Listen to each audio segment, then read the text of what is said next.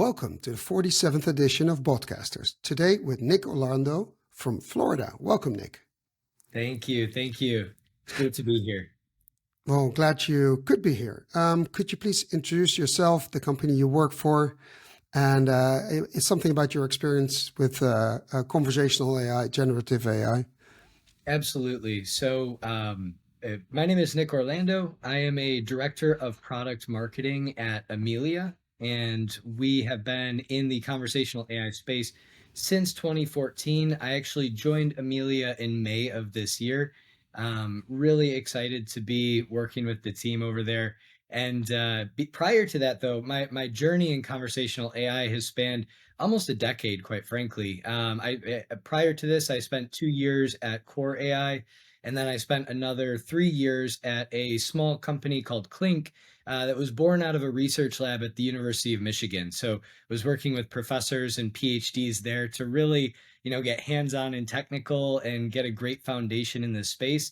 And prior to that, I studied computer science at the University of Michigan. So I had a number of artificial intelligence classes, machine learning, things like that. So NLU is something that I've been, somewhat familiar with for a very long time. And since school, I haven't been on the technical side, actually developing, but have really been, loving the intersection of technology and business.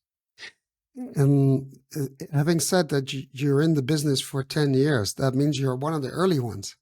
Because most people came on, including myself, the last couple of years. And it's sort of, the hockey stick. We're in the lengthy part going up. But you were ahead of the pack. And how do you feel about everything that's happening now? Because we had sort of this, you worked at Core AI, so you've been in development of all these platforms, you've seen it. So all this, that was sort of a stable thing. First, it was hardcore programming. Then it was like drag and drop. Of course, with Core AI, same thing. And then all of a sudden now we're in this generative AI phase and everything is exploding again, at least in my opinion. So how's that for you? To be honest, it's been crazy, but the most exciting time that I think I've ever been in this space, because everything changed last November, right? When ChatGPT was released, it took the world by storm, right? Everybody started using it. Everybody was talking about it. It was the first time the entire world was talking about conversational AI or a chatbot in the way that the vision or the promise of conversational AI has portrayed this technology. So since then, I mean, it really is, it's a race right now to figure out how can we leverage generative AI to augment conversational AI? How can we use it to accelerate development? How can we use it to provide better customer and employee experiences? So it has been both a chaotic time and confusing in some ways because the market's very noisy. There are many players who claim that they're, the next generational blah, blah, blah, whatever, right? But Especially the blah, blah, blah. oh yeah, exactly. So there's a lot of confusion. And then on the opposite side, though, there's so much potential and there's so much excitement. So I've really been I've never had this much like energy going into, this space and trying to figure out how do we market this? How do we tell this story? Because it has completely changed since 12 months ago. I hear you. And actually, we do consulting as well. We run into this as well. It's like a feeding frenzy. Everybody wants to get in. Nobody knows how. And if you start explaining the possibilities or the options, but also the inherent risks, they sort of freak out because they know not enough to actually really understand what's going on and what to do. So I see all these big corporations running around, and I think something needs to change there. So if you say we don't know how to market this, that is actually the basic problem, but knowledge is actually the problem before that. I love that you bring that up too. I very much have always in this industry found the best way to communicate what the technology does, why it's important is through education and through giving, is the highest quality of knowledge possible. And that's really why, I've spent a lot of time building LinkedIn videos that are just purely educational to say like, what is this technology? What is it? What does it do? What doesn't it do? How does it work? Because really, to cut through the confusion, you have to have an education, you have to have an understanding, because then you can actually make educated decisions. If you don't have the ability to make an educated decision, you kind of have this, this endless cycle of, everybody telling you that they do the same thing better than everybody else. Better, And cheaper. exactly. And it's really so I've always thought that education is the way to cut through the noise. And that's why, quite frankly, I've been very impressed by Amelia as well, because one thing, like for example, there's the Gartner report, use generative AI to transform conversational AI solutions. We're going But to talk about that. absolutely. But not just that report. All of the thought leadership that Amelia has on their website. So we have, Forrester, What's Next, webinars and live sessions. All of that thought leadership is given with no gate. You don't have to submit an email. You don't have to fill out a form in order to watch it. I've been very impressed because they have always encouraged me to go educate the market, because, I think they take that same approach. Education is the key to making really good decisions. That's so funny because this is why we started this podcast. Because not all the everything that was out there was either sponsored by a technical party or someone was pushing a product themselves. And we're like, no, we don't want to do that. I want, objective knowledge, someone who's been feet in the dirt, working through the clutter and the problems themselves, and telling us how they actually did it or failed, which is also okay. And I didn't want to hear any success stories about how great the technology was, because it's useless for my work or other people's work. So we sort of are the same in this. Let me question you on one thing. I don't know if you saw my post earlier this week. I asked if companies should actually use Microsoft Copilot. Not that I'm not against Microsoft or Microsoft Copilot. That's not the point. Yeah. But if I look at what's happening, this also feeding frenzy on the other end. If you look at Microsoft with OpenAI, Amazon with Bedrock, and Google, and there's some more big companies working their way through it, Meta, and they're all hunting for selling storage, calculation power, tokens. And if I look at, okay, Microsoft offers me Copilot, and if I get any litigation on copyright, they'll pay for it. But I have to adhere to their guardrails, etc. And if I forget, basically, I'm screwed. Why would any sane company with a health view on risk, knowing that you might be litigated, otherwise, why would someone offer to pay for it, right? Why would you use that in every corner of your company, where if it goes wrong and you get sued and you lose, and even though they might pay for it, it's in every corner of your company? How the hell? Why would someone do that? I think that you answered the question when you were asking it, and I'll say, you said, why would any sane company do that? We're not living in a sane time right now. It is absolutely insane, the things that I've seen, like big companies expose themselves to from a risk perspective when it comes to generative AI. Because at the end of the day, every C-suite wants generative AI. They don't care how. They want it. They want it safe. They want it secure. They want it to adhere to all of the compliance and regulatory standards. However, they just want it, right? So I would say that that's the first thing. The more realistic answer, though, is I think that this space in and of itself, generative AI at the level that it is today, right? Because large language models have been around since 2017, when the transformer architecture was introduced. So it's just that the models have gotten so big and so good, and I think we're at the absolute beginning of a new era. So I think that everybody wants to use it. I think that the actual adoption of putting it in every single place in your company is going to move a lot slower than we actually think. Just like most technologies do, there's this hype, excitement, and energy, and it's going to happen. But I don't think that it's not going to change overnight. It's not going to change in the next 3 or 6 months. It is something that all of the compliance departments are about to have their day where they call the chief information officer, CEO, whoever owns this, and they call them into their office and say, hey, we love the energy, we love the initiative, but let's pump the brakes a little bit and figure out how to do this in a way that's actually responsible. You said energy, and I know you don't mean literally energy as in electricity, but Right. that's another thing.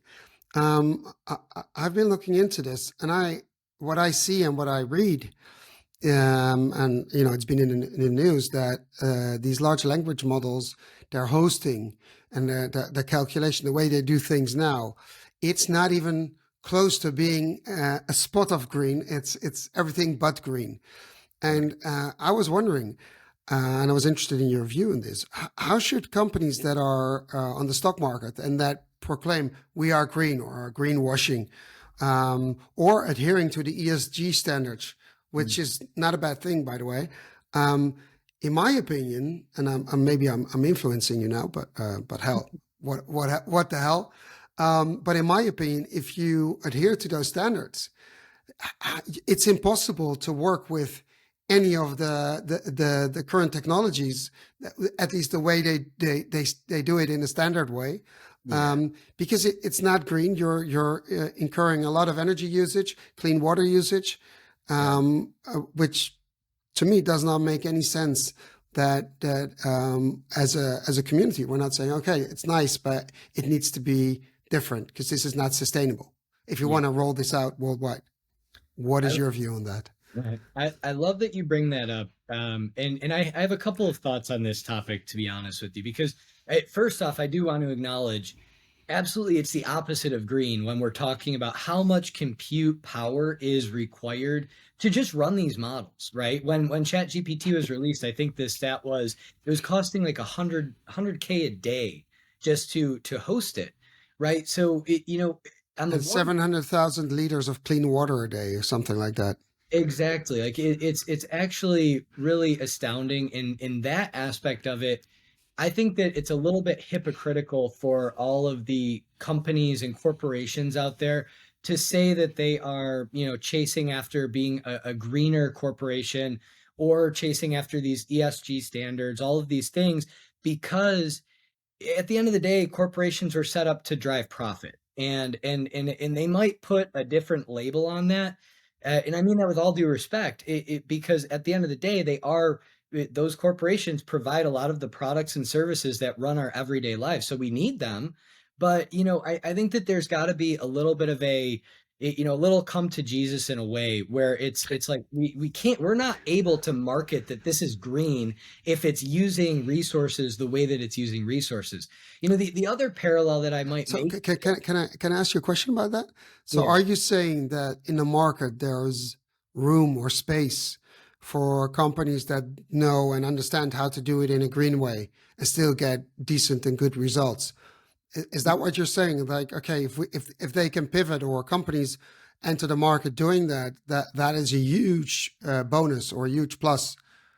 I Is think that I correct? think there's a massive opportunity to find optimizations for how we actually run these models. And you already see it to some extent, right? NVIDIA, I want to say NVIDIA just released, it was either a new GPU or software to help their GPUs run these models at like half of the compute power or something like that. So I think that number one is all of the companies who create the GPUs that are running these models are going to be able to optimize so that they are able to use less energy over time. I think that the other thing is from a software perspective, hopefully we get to a point where instead of it being this massive, like trillion parameter model, we have more kind of hyper focused or smaller but hyper focused large language models that don't need nearly as much of the compute power or use as much of the compute power as the current, massive, GPT-4, Claude 2, like some of those massive models. So I think that there's a massive opportunity for people to come in with, a much more optimized large language model architecture. I just think it hasn't, hit the scene yet. Well, not we haven't seen anything yet being operational Right. at companies. Having said that, the reason I invited you, because I saw these posts of you come by in this beautiful green chair, talking about the Gartner report, and there were some important numbers in the Gartner report, which sort of they weren't shocking because it's what I expected, but these are really big numbers and high percentages. And maybe you can talk me through some of the things that you think are the most important in that report. Of course, you had some posts about it, but I'd like to go one level deeper because I see some consequences. You don't touch on them in your posts because I understand they're not about that. But Yep. I'd like to hear your vision on the consequences of these numbers because I think they're bigger than we dare to state right now.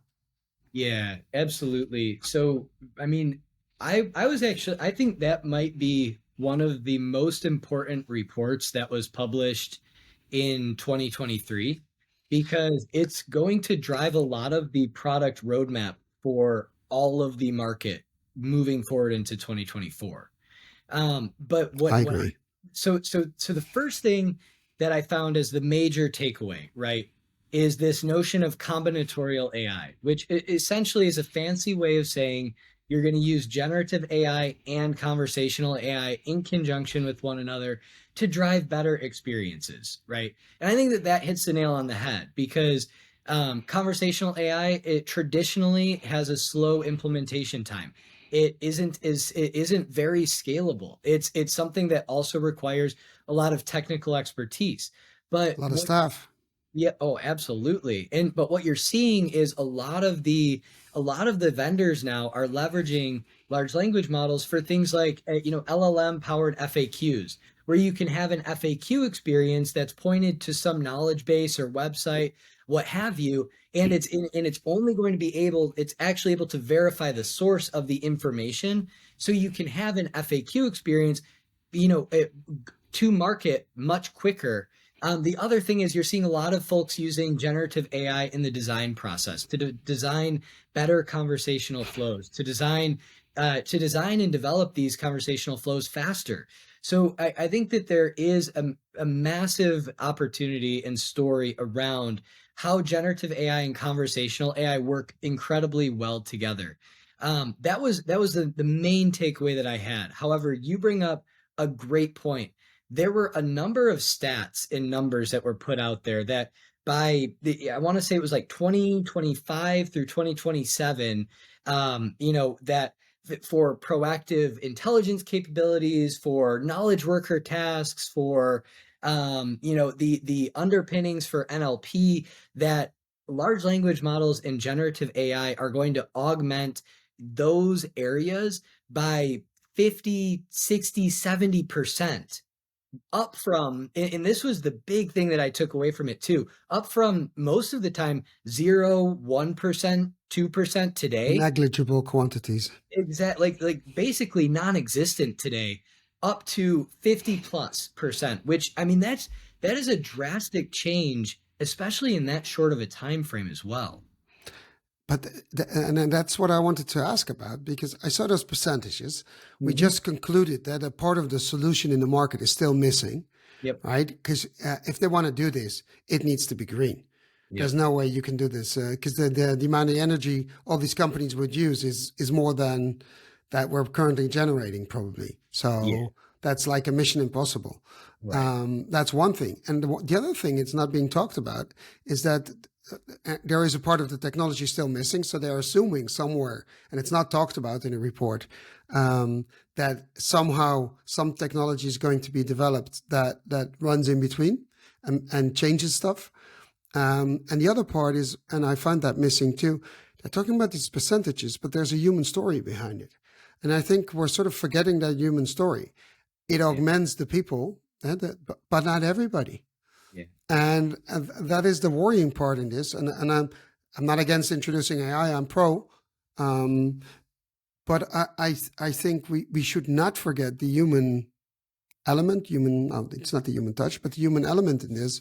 You need a part of the people to make the AI better, Yep. because but it's also going to replace a lot of people, Yep. and also doesn't talk about there is an underlying assumption, I assume, that it says, okay, everybody wants this, but I think there's a large group of consumers that is like, yeah, but I just want to talk to a person, and I don't want to talk to an avatar or a chatbot or what have you, and it's not mentioned in the report, so that's why, like, there is Yeah. some stuff missing here.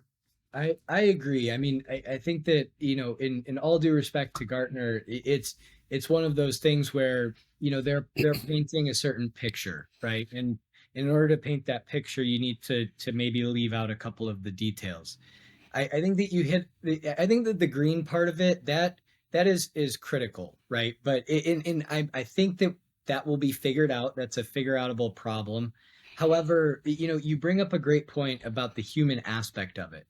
And I actually have two thoughts on that. So one, absolutely agree with you that there are always going to be people who want to talk to a human being to get their problem solved, right? A lot of the experiences today, conversational AI, chatbot related, don't live up to like a chat GPT level of experience. There are some out there, but I think that there's kind of two things that I would say to that is one, there's still going to be a need for human agents. But what you can do is you can put this AI next to that human agent so that the agent is actually able to provide better, faster service to the customer. The other thing is, I think that the younger generation, right? I mean, I would say that, like, if you look at Gen Z, like Gen Z grew up texting on Snapchat, on social media. They grew up with They a have a phone phobia. Exactly. They have a different form of interacting with the world. They don't like phones, so they want to talk to chatbots. So, I think that there's also this kind of generational component to it where as the baby boomer and Gen X population is aging, Gen Zs and Gen Alpha and the future generations are going it's going to be natural to interact with machines, right? And if we can get the experiences to be at a level that's just as good or nearly as good as humans for the things that they're really good at, because that's another distinction. There are certain situations where you want to have a human being involved.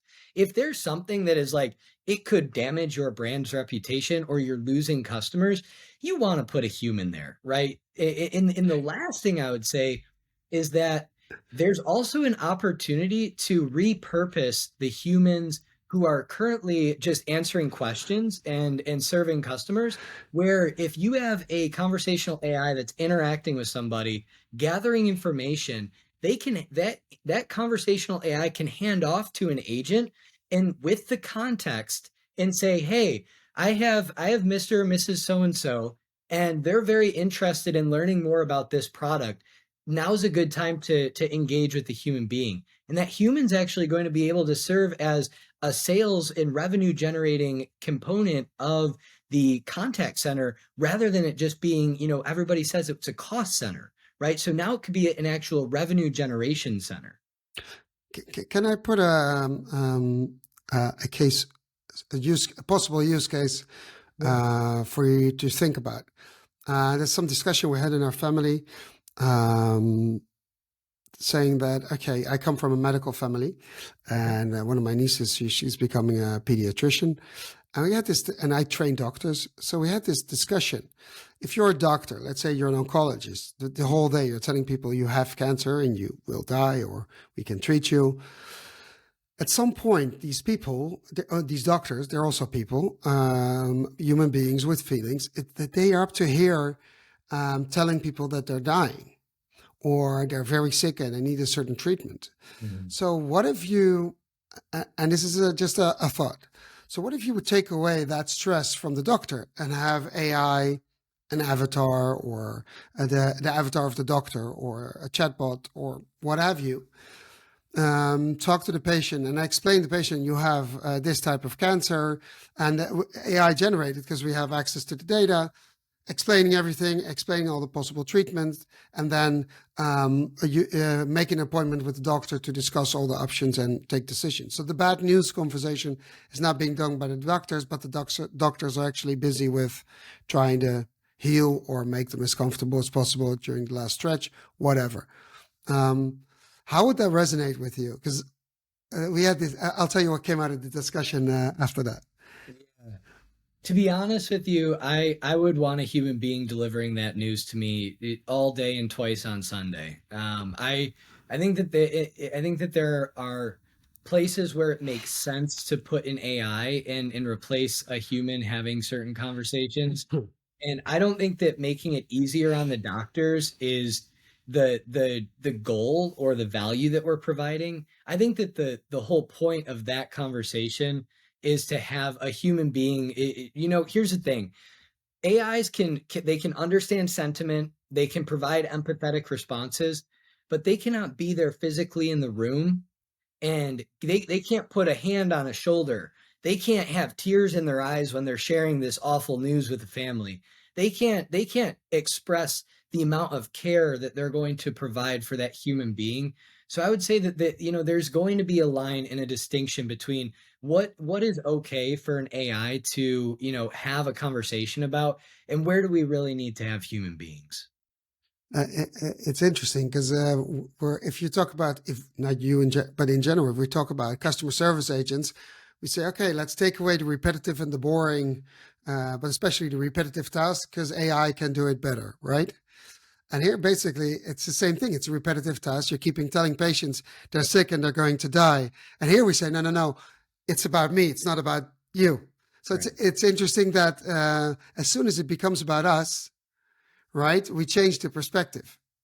You're right. But I would add one thing I'm to being that. mean, I know. No. I'd add one thing to that. And what I would add to that is a lot of times when I don't want to call any specific companies out, but you call a telecom company to talk about your bill, you call an airline to change a flight or to or to book a reservation, and you have like a 30-minute to an hour long wait time, right? So Waste of time. many times where I get bounced from menu to menu. I get bounced from queue to queue. I get like, you want a callback? I think the callback is the best option right now. But, quite frankly, if there is a conversational AI that can resolve that issue when I call or chat in, and it can handle it within, 2 to 3 minutes, 5 minutes, let's call it, rather than needing to wait on a call for 30 minutes or an hour. I think that really where this technology drives the most value is when you have people sitting on long hold and wait times, right? When you have people who are getting frustrated, because I mean, Lord knows, if I'm on a call for 30 minutes and then I get connected to the wrong agent, Ooh. oh, it's a bad day for that company. I'm gonna get grumpier and grumpier. I'm gonna be motivated to leave a bad review. So and I'm gonna be motivated to go to their competitors and see how they treat me. But the problem is they're no better. They're as bad. It's interesting that you bring up airlines because we in the podcast, a lot of the podcasts we test a chatbot, Yeah. and we've tested a couple of airline chatbots and a lot of other ones, and they don't live up to the standard you were just giving. That should be the norm. Get me through the process, get it done in a couple of minutes, and I'm happy, right?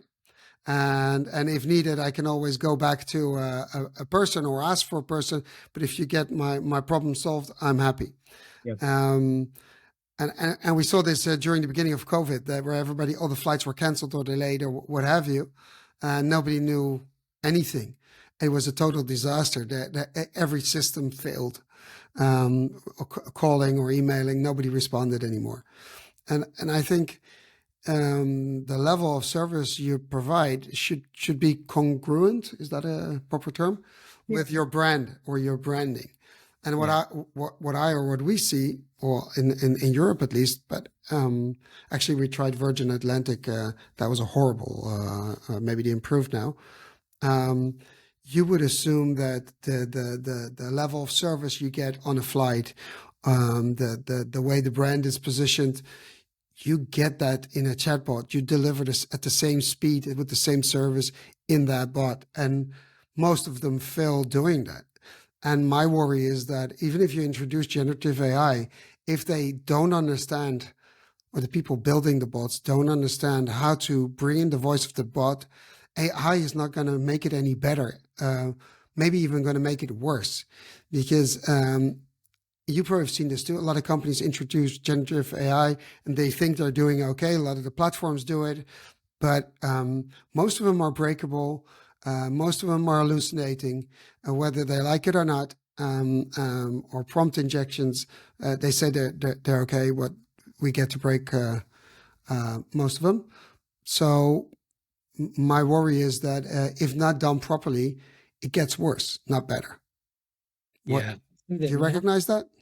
I do recognize that. And I totally acknowledge that.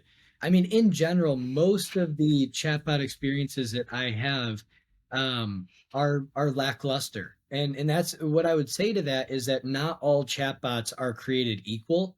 There are a handful that are out there that actually work well for the things that they're able to work able to respond to.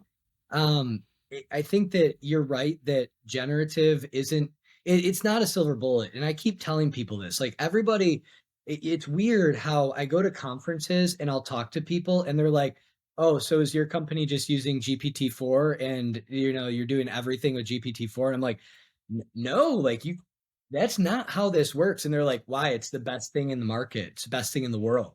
And I'm like, "All right, we got to change that perception." And you're right about hallucinations as well, because that's an inherent behavior to those models. You can't actually train hallucinations out of them.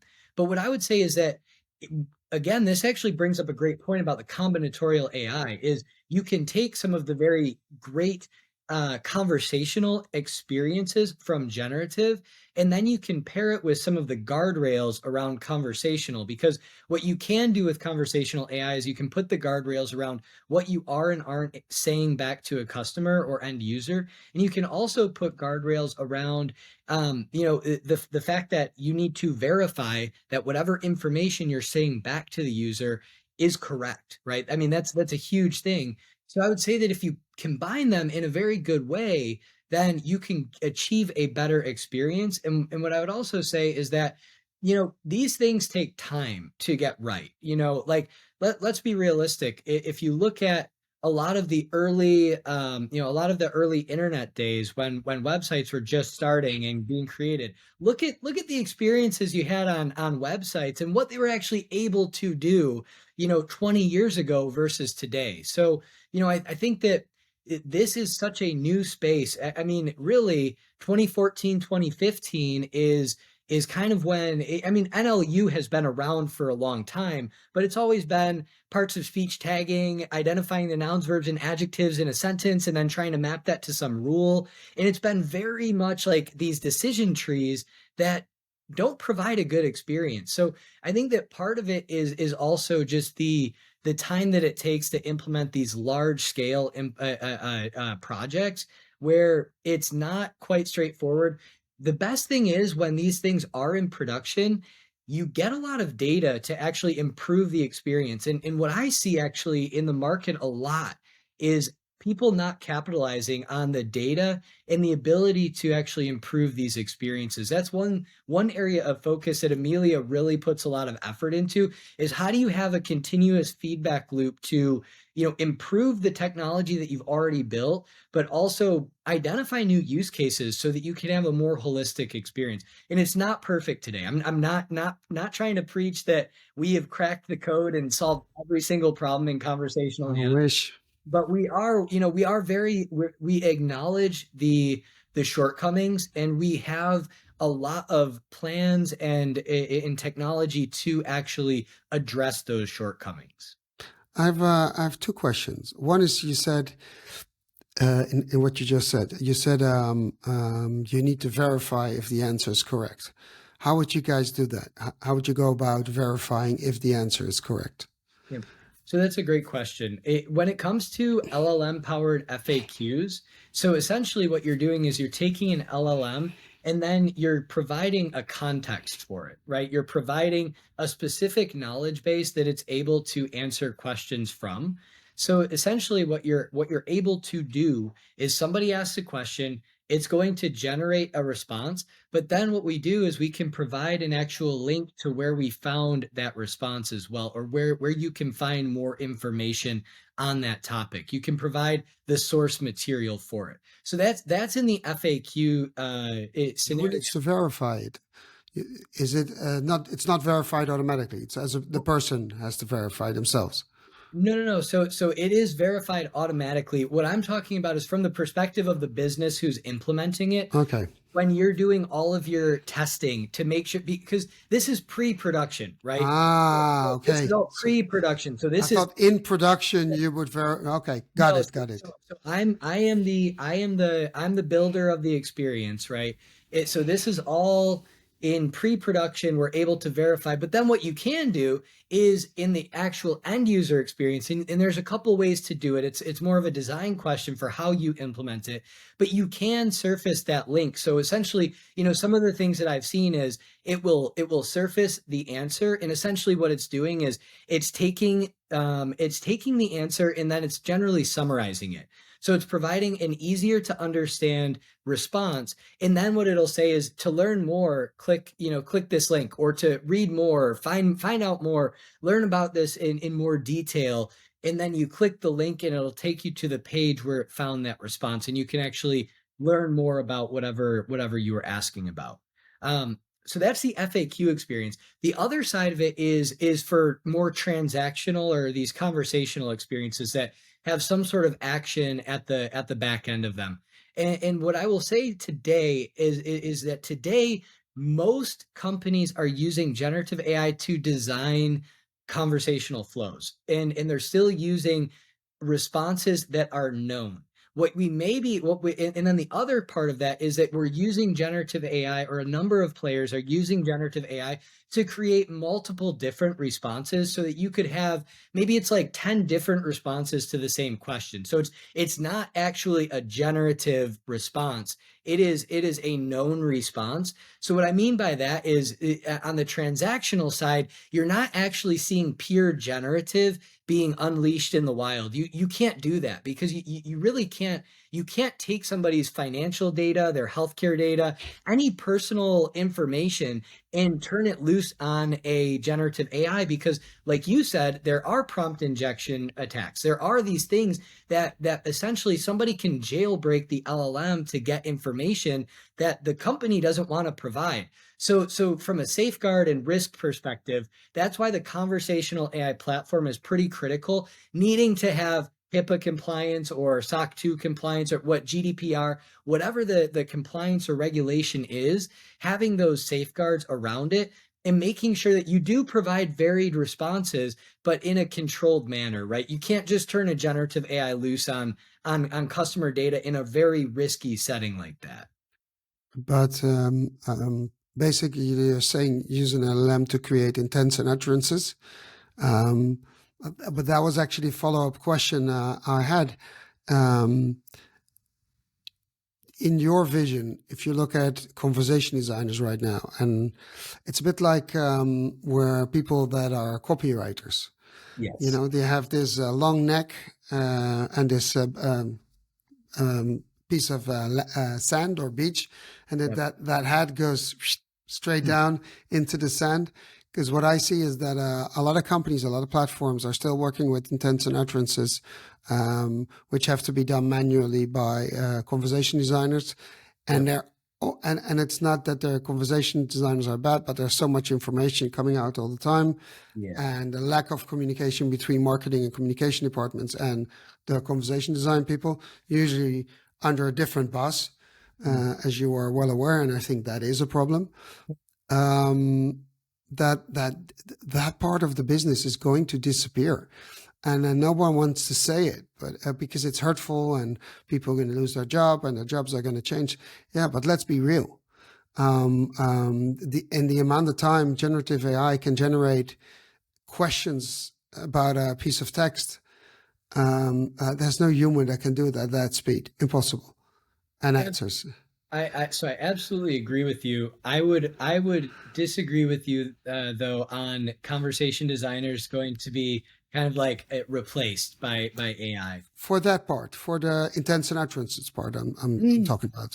So so Well, so so I would say from it for FAQs that are answered by LLMs, yes.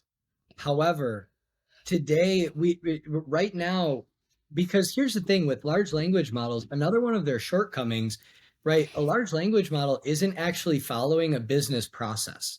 So the whole point of the conversational flow that we build out, the drag and drop nodes and edges, and kind of the whole view of what a conversation could be, the LLM doesn't have knowledge of that, right? It's able to carry a conversation. It can collect all the information to transfer money from one account to another, but it can't do that today, right? So what I would say is, I look at like knowledge worker augmentation, which is one of the things that was brought up in the report. I would call a conversation designer a knowledge worker. Same thing with software engineers and with copywriters. So from non-technical all the way to technical on every end of the spectrum, generative AI isn't going to replace them, because also, you need to have some human ingenuity, or you need to have a human vision, right? You need to have a goal or a motivation for what you're trying to achieve. Inherently, large language models don't have goals or motivations. It's a tool, or and empathy, or real empathy. it's a tool that is going to be used by a human being. And the human being is going to give the LLM its purpose.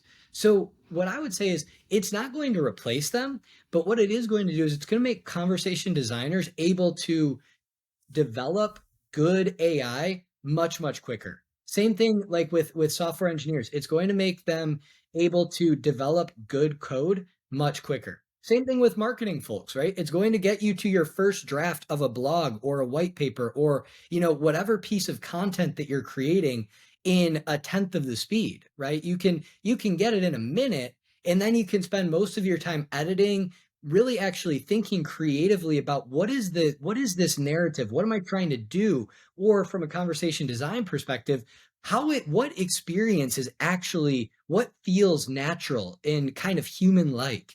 And you're going to be spending a lot more of your time thinking about how to create phenomenal experiences rather than thinking about where do I get started.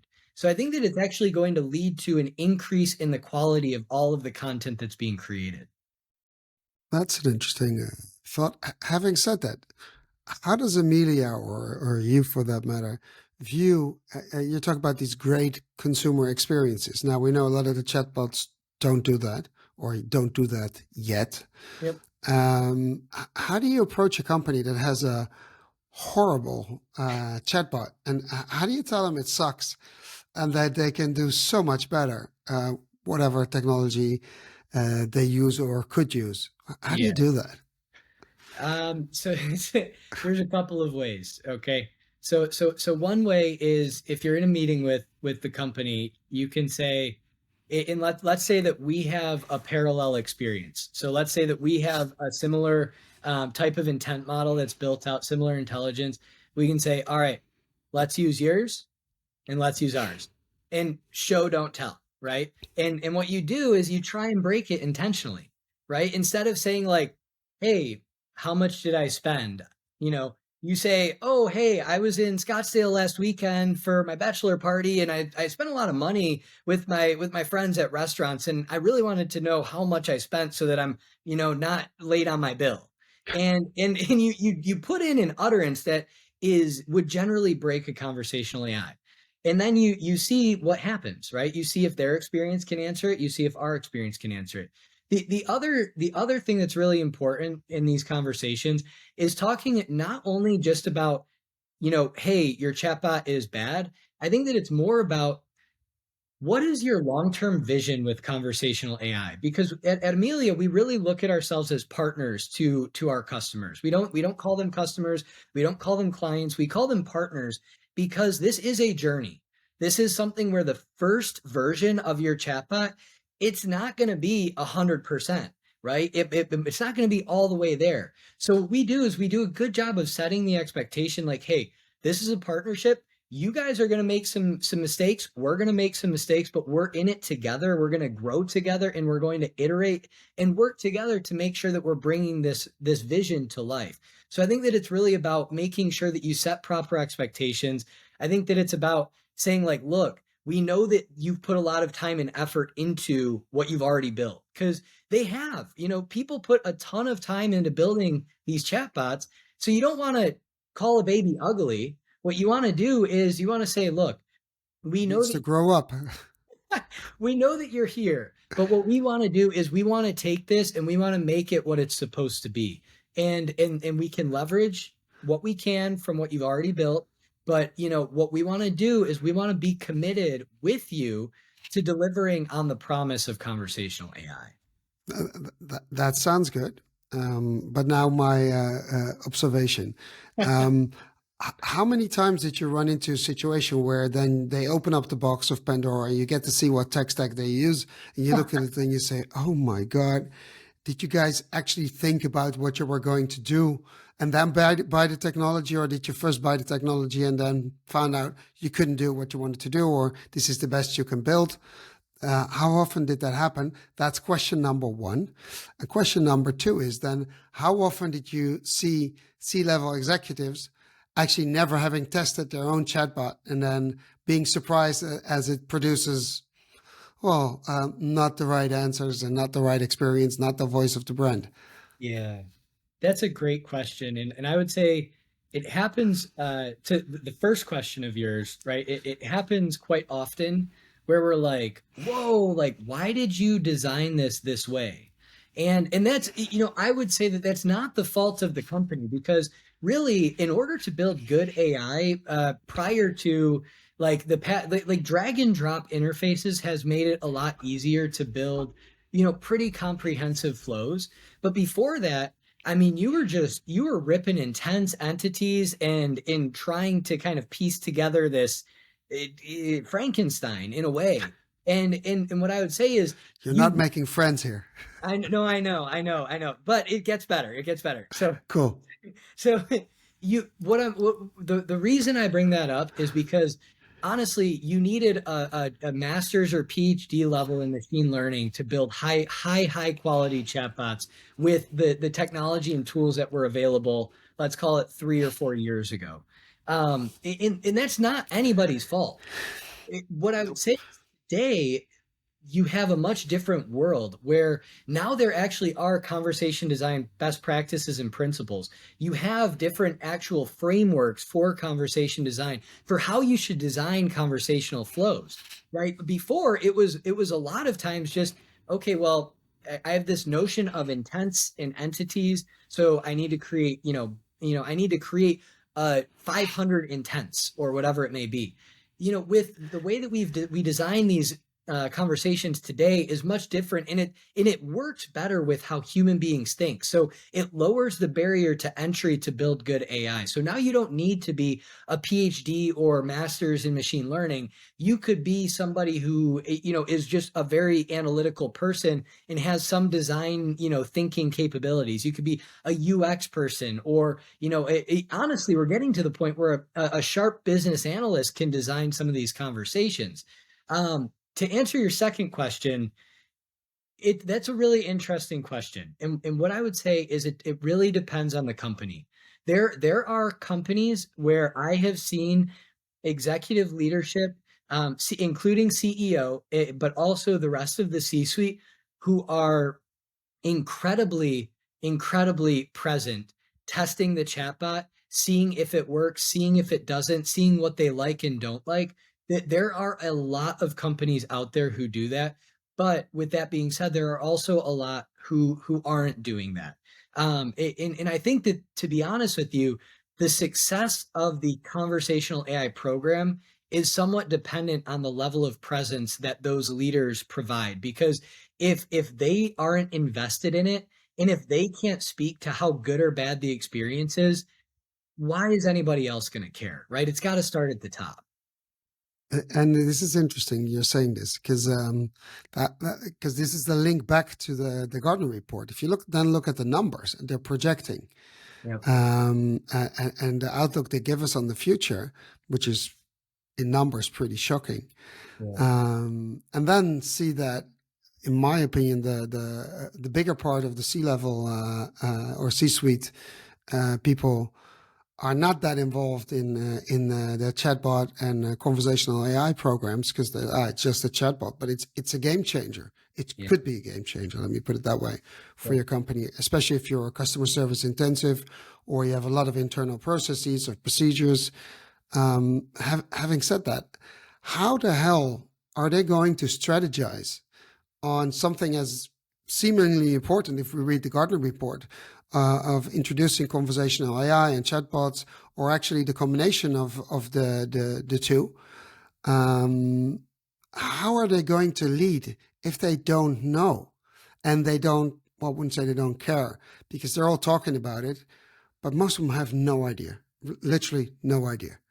And you talk to them, and you probably run into this. You try to explain, and their heads just explodes. Like, what? Yeah. I don't understand. And the perfect example is the chatbot of Virgin Atlantic. I keep coming back to it, and it's really frustrating. It's such a beautiful brand, such a Yeah. great leader, Mr. Richard Branson, and it's a horrible chatbot. It's literally horrible, and I literally don't understand. They're so involved in every little piece of the service, Yeah.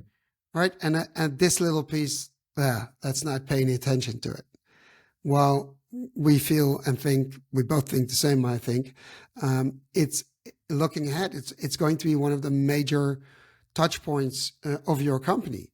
And my other thought is, if in the future, no, in the future, I think the way we deal with generative AI, and you see it at Google Bard and Microsoft Bing, it's Microsoft Copilot is another example of it. It is going to replace SEO. Yeah. How are all these companies are going to if they don't know, how are they going to optimize themselves for whatever's happening out there? Because there's, in the future, you don't get 130,000 results. You get 1, 2, or 3 results, whatever you ask for. Yeah. Just give me the 3 top results. How the hell are you going to get in there? Because Yeah. advertising isn't going to work anymore, because advertisements will be cut out because it's commercial. So I love that. I love everything that you just said, because first you hit the nail on the head that the companies that succeed with AI are going to be the companies whose CEO and every person in leadership is invested in building a long-term roadmap. Many of these companies, when they're building conversational AI, start very, short-sighted, and that's not their fault, because, quite frankly, you hit the nail on the head. Virgin doesn't have a phenomenal chatbot experience. There's a lot of companies that are just in that same boat. So they're trying to get the ground zero chatbot up and working in some way, shape, or form. So they haven't had time to even proactively think and plan about what comes next strategically. Which leads me, actually, I love what you said, because I think that my prediction is that generative AI and conversational AI over the course of the next 3 to 5 years are going to fundamentally change the way that brands have to market themselves. I think the current advertising model is going to be in some way, shape, or form impacted to a large extent. That might happen over a longer time horizon. But I think that what you're seeing is with how good this technology is getting, it's giving brands a new opportunity to create conversations with their customers or prospective customers. It's giving them a new way to differentiate themselves.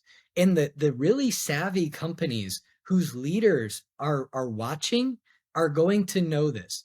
And what they're going to do, the smartest companies are going to be hiring they're going to be creating an AI center of excellence in some way, shape, or form. They're going to have some head of AI who, and it's not going to necessarily just be your PhD in machine learning or artificial intelligence. It's going to be the people who have a vision for what AI can be in 5 and 10 years and articulate that clearly, simply, and with focus, and provide a plan for how you're actually going to execute on that. The companies that do that in 10 years are going to be reaping massive rewards for that investment. And the companies that don't are going to be wishing that they had. I think we agree on that. And if you then talk about creating a vision or a plan, how far ahead, and we can't predict exactly what the technology is going to do, I understand that, but how far ahead should they budget? Because let me give some context on this. What I see is that companies start on conversational projects, and every time I thought it's like, if you start, great. But you need to have a 5-year vision of what you wanted to do in 5 years. And we're never going to achieve that. It's going to go either faster or slower, doesn't matter. But you need to have a vision for over 5 years or in 5 years. But the vision is one thing, but you also need to allocate the budget for the 5 years. So you need to give the commitment to the team that they can actually work on something for 5 years or 4 or 6 or whatever, it doesn't matter. But there needs to be commitment, long-term commitment on doing such a thing, because it takes a lot of time and effort and disappointment, which is also learning, by the way, to get ahead. And you have to experiment with real customers, giving real feedback, making real mistakes, getting really angry customers, because that's what's going to happen as well. And accept that all of that is going to happen and going to hurt you a little bit sometimes, but it's going to further your business in big steps. And my worry is that as soon as economically it goes a little bit south, the discretionary budgets, let's do a little bit less. But then the problem is the long-term investment goes down the drain, and it goes so fast that you're never going to catch up. So how do you, because the question behind is, how do you get a company or C-level people this far that they commit for such a long time and they're willing to strategize for or philosophize or whatever you want to call it, or to get this guy or girl with the vision on board, or maybe you guys on board to explore and find that vision, but commit to that, knowing that the exact vision will not happen, because we'll be taken over by whatever tech throws at us, or even maybe governmental rules, because they could stop innovation or speed up innovation. How would you do that? Because it's something I know a lot of people in the business run into, the short-term actionable things versus the long-term thinking, strategizing, and budgeting. That is the largest challenge in conversational AI today. Not the largest, actually. That is one of the largest challenges in conversational AI, because you need to have a really strong business case. That is why conversational AI has gravitated towards the contact center, right? Because there's a very strong business case from a cost decrease perspective. And the thought behind it is, okay, well, let's get in there, because this is the low-hanging fruit, and let's start driving conversational AI here so that we can have a tangible ROI in 6 months, 9 months, 12 months, 18 months. And that ROI is going to lead to more significant investment in AI. The other thing that I think you can do is I think that it's not fair to say Mr. CEO of a bank, Mrs. CEO of a hospital or retailer. What is your vision for this brand new technology that was just released less than a year ago? What does your 5 year horizon look like for that? That's not fair, right? Even the most expert people in AI don't fully understand what the landscape is going to look like in 1 year, 2 year, 2 years, 3 years, 5 years. So in my opinion, this is where vendors have a really big opportunity to differentiate. And this is honestly one of the things we're very focused and committed to at Amelia is how do you paint a picture of what the future looks like when the technology changes every 12 to 24 months massively? And I think that the vendors who are able, again, to articulate a clear and simple vision for what does it look like 3 to 5 years out are going to be the ones who actually get the buy-in from these. And it's going to start with the early adopters. You're going to have to find the dreamers and believers who are out there like, I know that this technology has potential. Show me how. I will invest in it. I will scrape my knee and be on board with you. But it's you gotta have number one, the business case in the contact center. But number two, you gotta have the vision for where you're taking this customer. And those are both those are non-trivial things. It's interesting. I recently asked the CEO in this kind of discussion. So he said, "I have no idea. I know shit about AI." And I said, "But if you could dream, what would you like it to do in Yeah. your company?"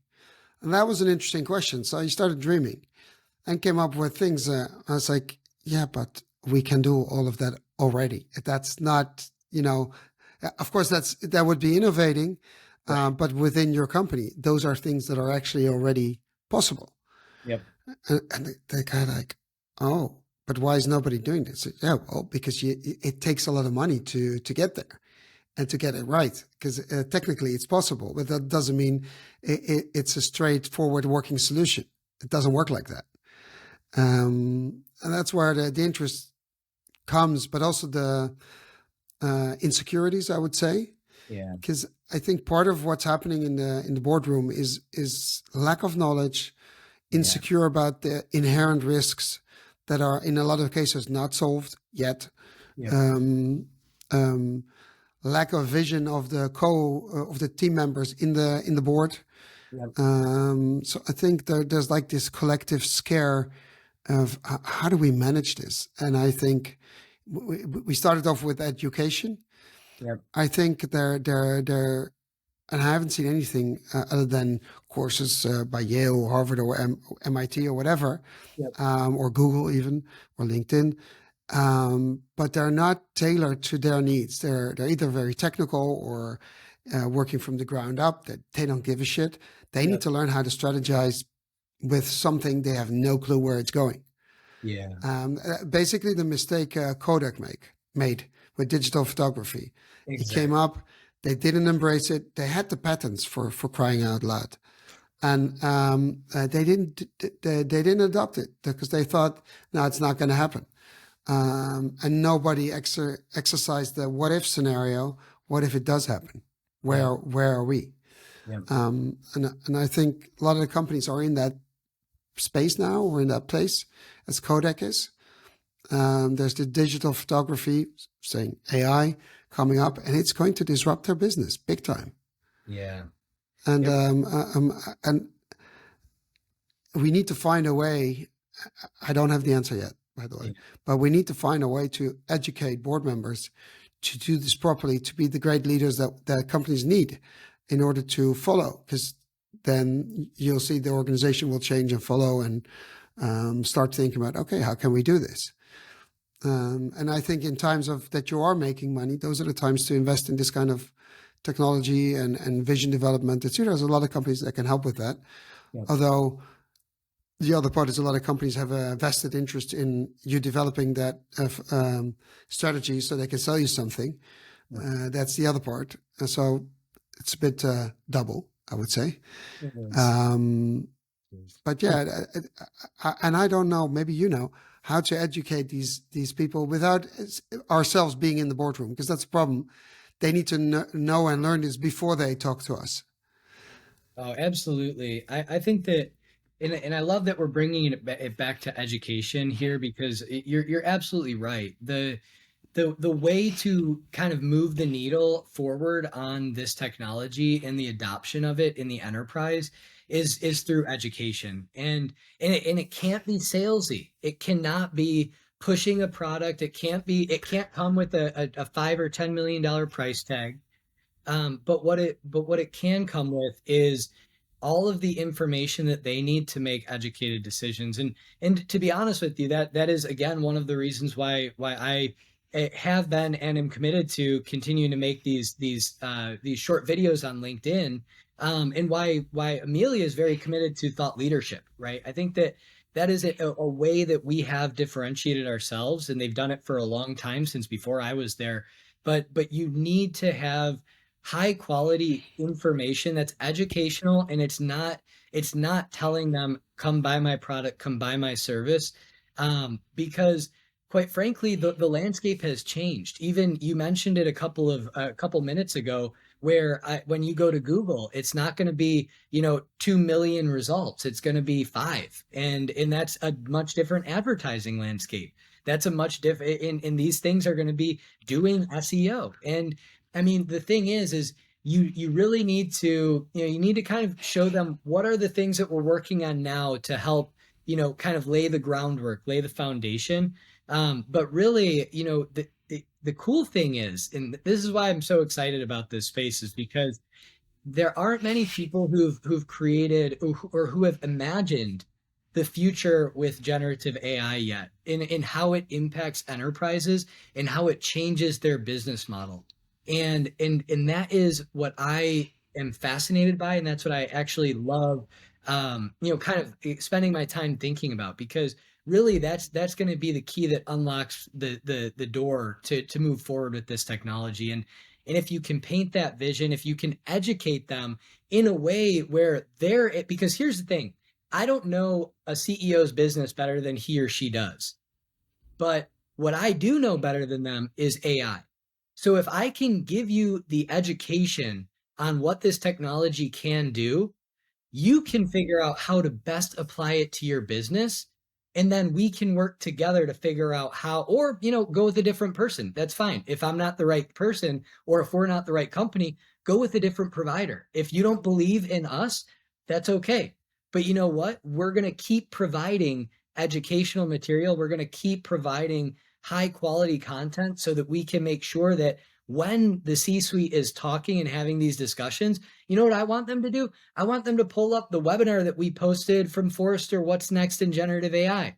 I want them to pull up my LinkedIn videos so that they can say, oh, hey, have you thought about it from this perspective? And I want them to be looking at the conversational AI vendor community has to do a better job of providing thought leadership without the sale at the end of it. That is that's actually very powerful. Thank you for that, because I think a lot of the platforms are sending everything they're doing. They're sending commercial messages, and it's just more of the same. Yeah. And we need to see change in thought leadership or business leadership.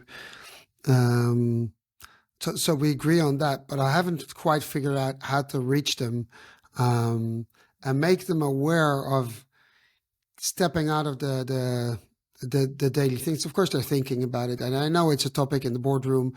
Oh, discuss it. Oh, and someone will say, "Oh, we're having someone looking into the options of AI," and then they come with vendors but not understanding it from truly understanding it from a business perspective, how powerful it is. And I'm still looking for sort of the holy grail.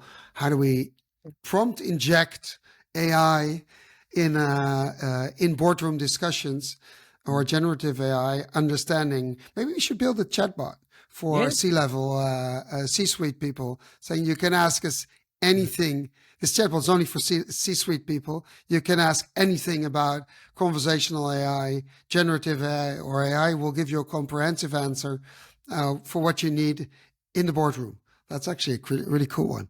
We should build that one. Steal that idea. Well, let's do it together. I don't mind. I'm down for it. I think that there's a need for We sure. have a week, right, before this comes out. Um, yeah, we're joking about it, but it's sort of missing, Yeah, and it is. I think it would help discussions and quality. It would help improve the quality of the decisions and the budget commitments and the long term vision development and which people they hire. Because uh, to be honest, and there's a lot of smart people out there with PhDs and but we shouldn't forget that we're moving towards a skill based economy Yep. where what you can do becomes far more important than which university gave your diploma. Because the moment you come out of university, everything you've learned is sort of outdated. Yeah. And but if you can actually build something or do something Yep. and communicate it, of course, Right. that's probably where the future, in my opinion, where the future is. And then yeah, because basically you can, whether it's Google or use a generative AI, you can ask anything, and everything that's out there on the internet, you just get it. Yeah. Oh, absolutely. And I mean, you look at also, it's like, with all due respect to the academic community, what the academic community is phenomenal at is research, right? They are creating the technology that is driving us forward to tomorrow. But what I will also say is that researchers don't always make the best business people, or necessarily have the best ideas for how can we bring this to the market, right? Because that's not what they're trained on, and that's okay. They're geniuses. They're absolutely some of the most intelligent human beings on the planet. But you hit the nail on the head. We are moving towards a skill-based economy. And I mean, you look at people, you look at some of the greatest, minds of business throughout time. You look at like a Steve Jobs. He wasn't a computer Did you scientist. drop out, right? To say he was like a linguist person, and it's like yeah, and he was a dropout as well. But it's like, but what he did have is he had a very creative mind, and he had a very he had a very clear vision. And I think that that brings up in my mind uh the cool thing about the businesses of tomorrow is I think you're going to start seeing a lot of the creative minds partnering up with these technical minds, because the creative minds have the vision, but before there was really no way to bring that vision to life or to execute in some form of scalable way. And now you can pair that creative mind with a technical mind who can leverage generative AI or conversational AI, whatever technology it may be, to build a system that is something that we haven't thought about today. Do you envision or do you think companies, especially the bigger ones, should have a chief AI officer in their board? Absolutely. I think that you need to have somebody. So in also, I want to clarify what chief AI officer means to me, Cool. because it's not just a PhD in machine learning or AI, natural language understanding. No, no, no, Your no. officer has to be someone who sits on the middle of technology and business, and it has to be somebody who understands at a technical level what's actually possible and not possible. But from a business perspective, how does this actually affect the business? How does it affect our customers? How does it affect our employees? So I absolutely think there needs to be an AI organization, not even just a chief AI officer. I think there's got to be a chief AI officer who probably has a couple of people who are researching from a technical perspective what's feasible, but also pairing them with some business minded folks who are saying, "Hey, can we do this? Can we do that? This would be an amazing way to augment the customer experience." So I think that it's actually an entire AI organization that we're going to start seeing in the future. Sort of like this little speedboat driving or sailing in front of the big tanker. Exactly.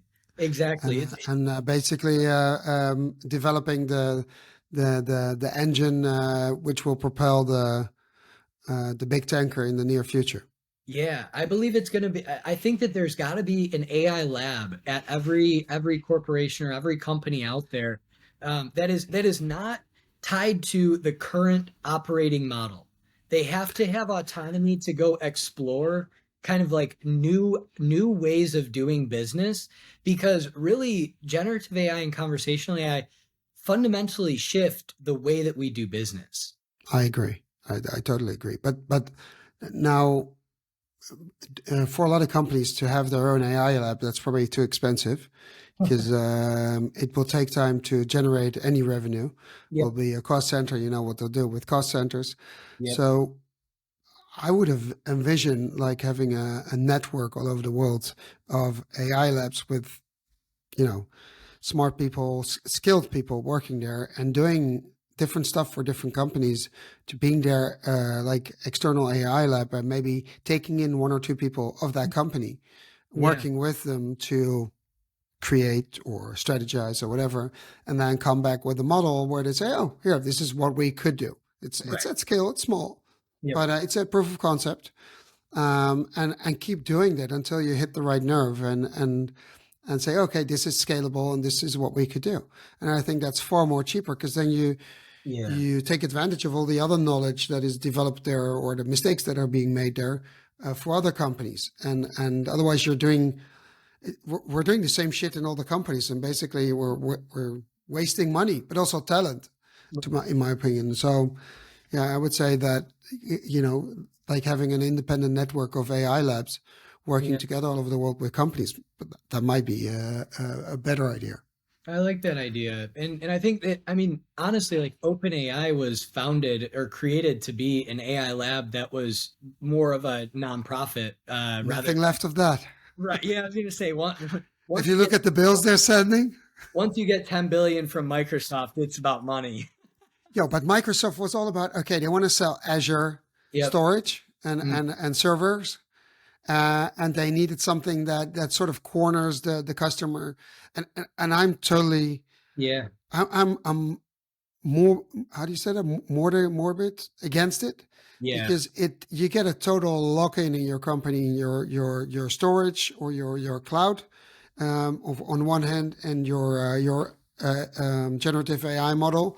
Yep. And once that gets into trouble, or they start, what they usually do is they get you in low, and then they start raising the price. What if all of a sudden your storage cost or your server cost and your token cost are driving the cost of your business? And the more successful you are, the more successful Microsoft and OpenAI are going to be. How is that a good business model? It's not. Right. And I Absolutely. and I think that big mistake a lot of companies are making is like they're going and they don't think about that. And Yeah. I would worry about that if I was the CEO of a company. It's like, okay, but I don't want that, or the CTO. I Yep. don't want to have that lock in. I want to be totally independent to whatever I choose and Exactly. be free to move from one model, one company, or one hosting party to another whenever I see fit. Yeah. And they're making it really difficult. And I think any big company should not go that way because Yeah. it will limit them, first of all, in terms of it's risky. And Hmm. the second is risky financially and in content wise Hmm. or business wise. Right. And the second is it also limits you in innovation, because once they're at a certain level, they say, okay, it's fine. We're not developing. Then where are you going to go? Right. Yeah. And you bring up a good point, because really what it is under the hood, like the hyperscalers are all trying to just position themselves as the net, like, I mean, like you said, Azure, AWS, and Google, all they want to sell more of their cloud business, and then they want to monopolize the generative AI business, and essentially it's just all funneling all of the money back to them.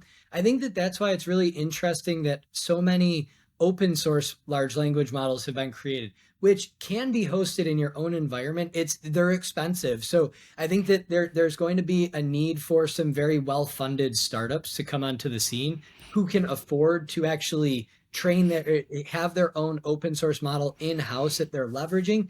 And then the key, in my opinion, is going to be how do you build generative applications on top of these models that are kind of laying the foundation.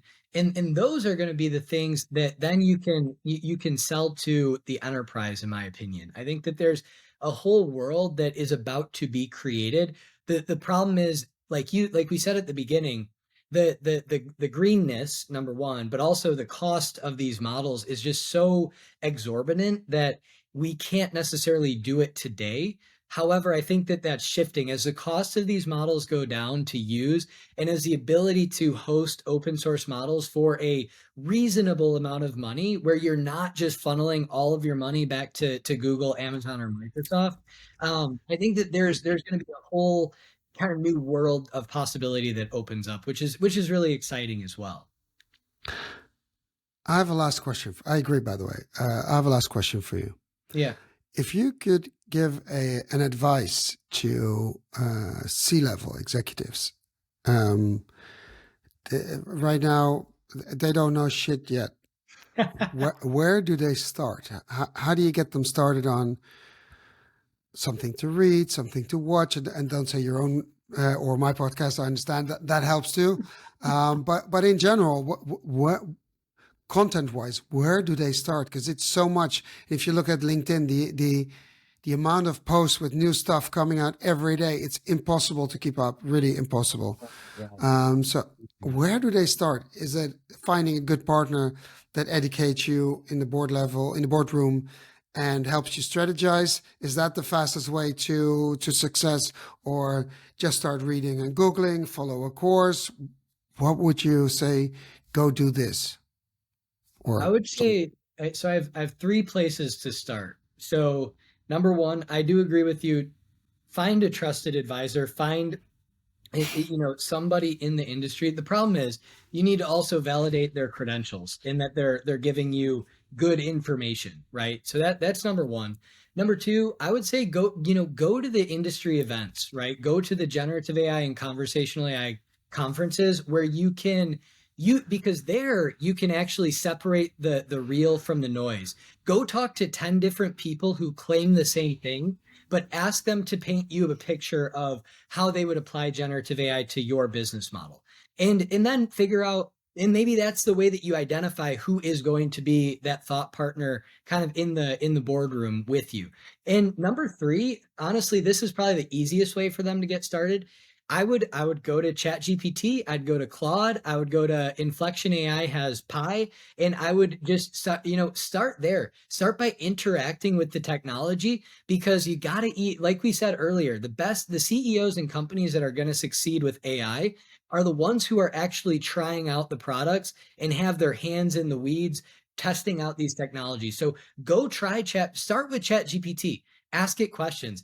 Ask it about generative AI. Ask it about conversational AI. Ask it about how it applies to your business. And you know what? You're going to get to a point where then you have enough of a foundation to go find a person or a company who can take you to the next level, right?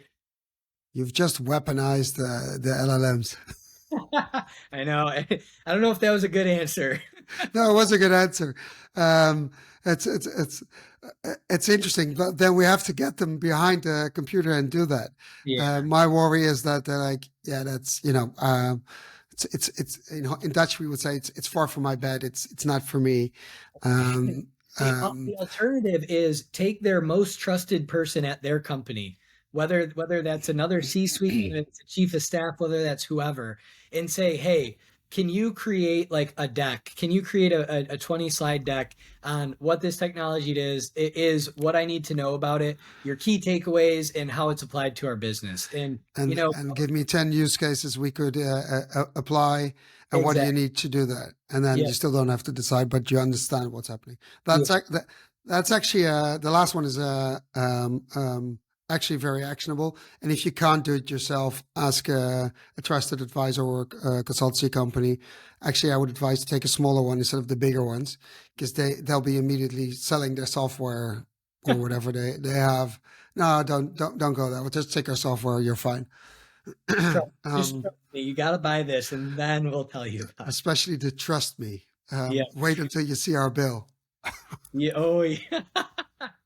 Trust me, our bill is high. If you weren't worried Um, about AI before, you're worried about it after you see that bill. Yeah, that's one of the things AI is doing. It's also pushing up bills, Yeah. and it should drive down operational cost. It's not, Yep. and that's one of the other things um, that is important. That C-level, C-suite people need to start to understand that once you start conversational AI projects, that you first start spending money before you make any. Even how good your business case is doesn't matter. How good Yep. your use case is, you need to iterate and sometimes pivot in order to get to a certain result, and that takes time. Yep. You need to get the trust of your customers or your internal users for it to give it the confidence level to use it, and that just takes time and iterations and Absolutely. interactions with the actual users, which are quite important. Nick, any last thing you want to add to the audience or piece of knowledge you want to share just out of the blue? Doesn't matter what. I think that I'm good right now. I've really enjoyed the conversation and very much appreciate, being a guest on your podcast. Well, thank you for being here. And what we'll do is we'll post the link to the Gartner report. And we'll put it out there so people can look at it themselves and see these beautiful statistics, which imply a lot, and start worrying in the boardroom that let's get to work.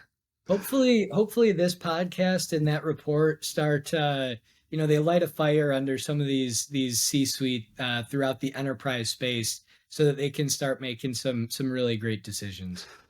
I certainly hope so. If we can add a little bit to that, then I'm really, really happy.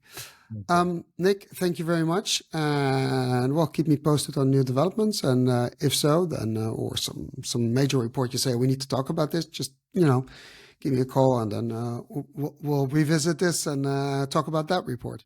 All right, sounds great. Is that Hope you cool? have a good one. Yeah, that's perfect. Thanks, man. All right, bye bye. Bye bye.